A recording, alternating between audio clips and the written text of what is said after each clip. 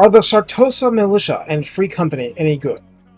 This is going to be a somewhat abbreviated review because the usual rules don't apply. Sartosan units are only an issue for Aranessa's campaign, and it's her personal trait and personal skills which provide benefits to both styles of unit, not the redline skills, not the tech tree. This is to the point it is hardly worth it to try and use such units in anything but Aranessa's personal army, except for a simple truth. They're a lot lower HP, sure, but they're much snappier melee fighters and pistol infantry than their respective zombie pirate units.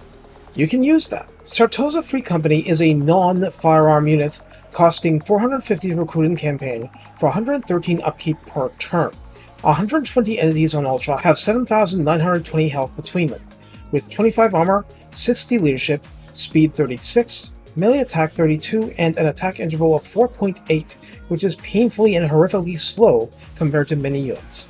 Of course, the speed and the armor and leadership are head and shoulders above a zombie pirate deckhand mob unit. There's no splash size, so the number of targets is just a joke on paper, I believe. Melee defense is 26 default with weapon strength of 26, for 20 base and 6 armor piercing, with a modest but important bonus versus infantry of 6. Basically, this is a budget Black Art Corsairs unit.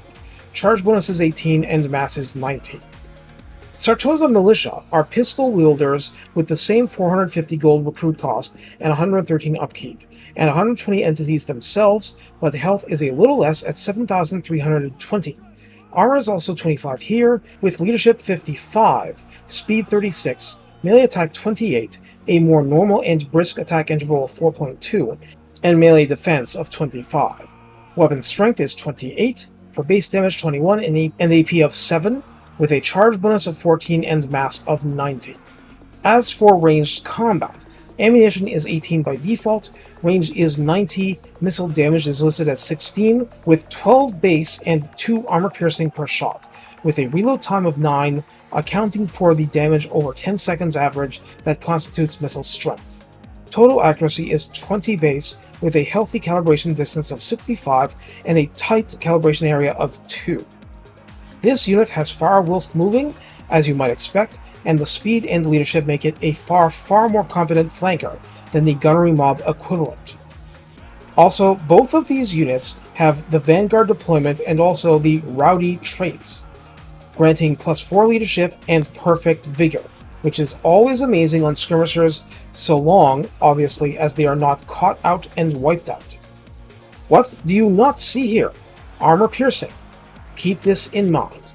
Now, they're both okay as is, but they only become a menace under Aranessa. Queen of Tides is Aranessa's trait, granting +12 leadership in her Encourage bubble, +8 to melee attack for so-called Sartosan units, in other words, the two I'm covering, plus 20% weapon strength, as in melee weapon strength. Creatures of Manan reduce upkeep for Sartosan units by 10%, along with the Rotting Monster units.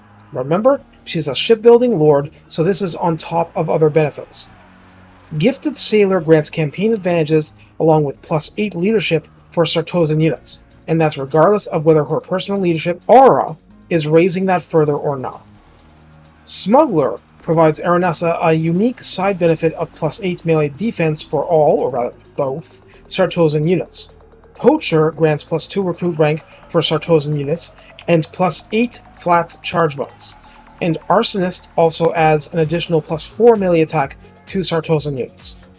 These benefits are tied to Aranessa's personal army only, and provide no benefit to the faction at large.